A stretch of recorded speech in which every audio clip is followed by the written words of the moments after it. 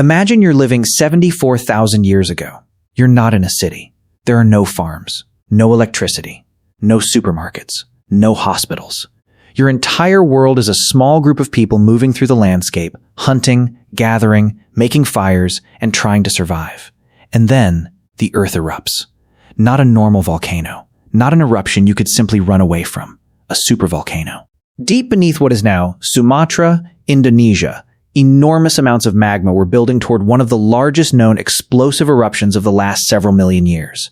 And when Toba finally erupted, the explosion sent huge amounts of volcanic material into the atmosphere. Ash traveled thousands of kilometers, and sulfur gases reached the upper atmosphere, where they could form particles capable of reflecting sunlight and changing climate. For ancient humans, this wasn't just a geological event. It could have meant cold, darkness, changing landscapes, and less reliable food. So how did humans survive?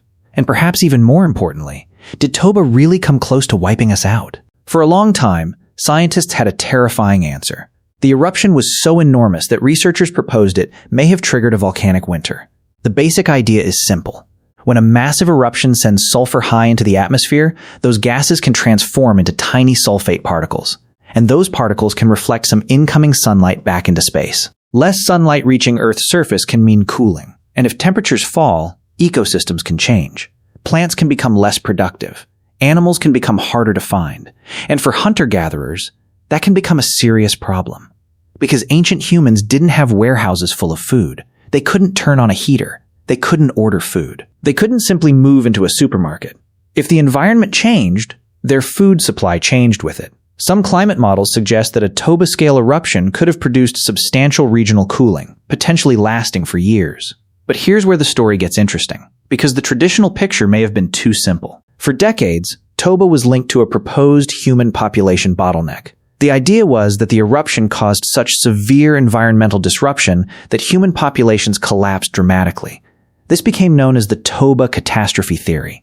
The story was incredibly compelling. A supervolcano erupts, the climate crashes, food becomes scarce, human populations collapse, and only a small number of people survive. Those survivors eventually repopulate the planet. It sounds almost like humanity passed through the eye of a needle. But there's a problem.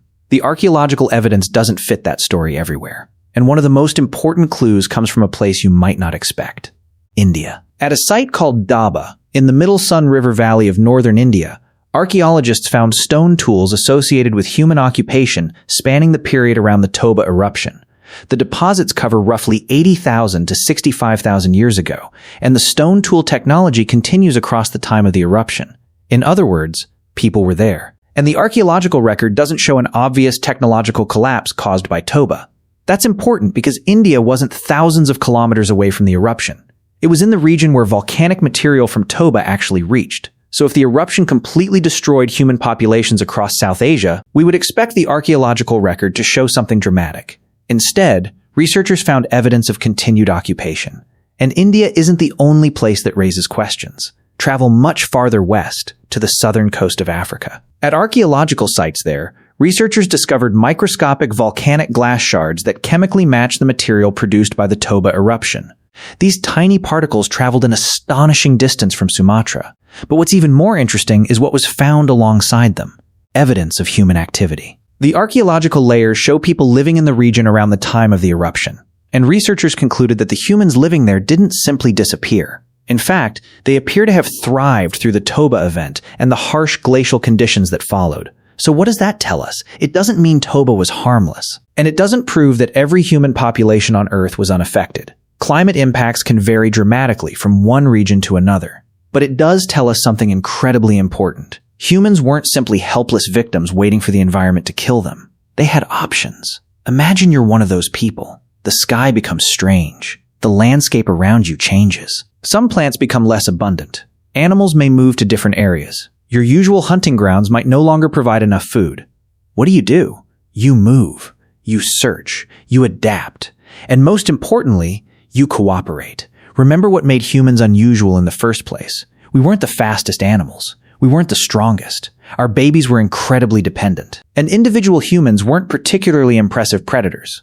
But humans had something else. We could share information. Someone knows where water can be found. Someone knows which plants are still edible. Someone knows where animals have moved. Someone knows how to make a better stone tool. And someone else knows where the group can find shelter. That knowledge doesn't have to stay inside one person's head. It can spread through the group. And that becomes extremely valuable when the environment suddenly changes. There's another advantage: mobility. If one area becomes difficult to live in, a hunter-gatherer group doesn't necessarily have to stay there. They can move, follow animals, search for water, move toward coastlines, rivers, forests, or other productive environments. And different populations don't have to experience the same disaster in exactly the same way. A volcanic eruption can create enormous environmental stress in one region while another region remains comparatively productive. That's one reason scientists now think about Toba in a much more complicated way. Instead of asking, did Toba nearly kill all humans? We should ask, how did different human populations respond to the environmental changes caused by Toba? And that is a much harder question. Because here's something fascinating. Some climate simulations suggest that the effects of a Toba-scale eruption could have been extremely uneven. Certain regions may have experienced severe cooling. Others may have experienced much smaller changes. One study found that severe cooling was much more likely in parts of Asia and North America than in much of Africa under its high-emission scenario. And archaeological records from Africa show surprisingly little disruption around the eruption. So there probably wasn't one single experience of Toba. There may have been many different Tobas. For one group, it might have meant colder conditions. For another, less food. For another, almost no obvious change. And for some populations, an opportunity to move into new environments. But there's still a mystery. If Toba didn't nearly wipe humanity out, why do humans have evidence of ancient population bottlenecks at all? The answer is, we don't completely know. Population bottlenecks can happen for many reasons: climate changes, disease, competition, geographic isolation, changes in food availability, or combinations of several pressures. And connecting one particular bottleneck directly to Toba is much harder than the popular story makes it sound. The eruption happened around 74,000 years ago, but human population history is incredibly complicated. Our ancestors were already living in different regions. Different populations expanded, contracted, mixed, separated, and migrated. So scientists continue to debate exactly how much Toba affected human populations. But perhaps the most interesting lesson isn't whether Toba almost killed us. It's what happened when the world became unpredictable. Humans didn't survive because we were perfectly adapted to one environment. We survived partly because we could change our behavior. We could move. We could learn. We could share. We could cooperate. And we could pass information from one person to another. If one food source disappeared, find another. If one location became difficult, move. If conditions changed, adapt. And if one person knew something important, teach everyone else. That flexibility may have been one of our greatest survival advantages. So, 74,000 years ago, somewhere in the ancient world, the ground beneath Toba exploded. Ash entered the atmosphere. Volcanic material traveled across continents. The climate may have shifted dramatically in some regions. And for the humans alive at the time, the world they knew could suddenly become much less predictable. But they didn't need to understand volcanoes. They didn't need to know what sulfur aerosols were. They didn't need to know that thousands of years later, scientists would argue about what happened.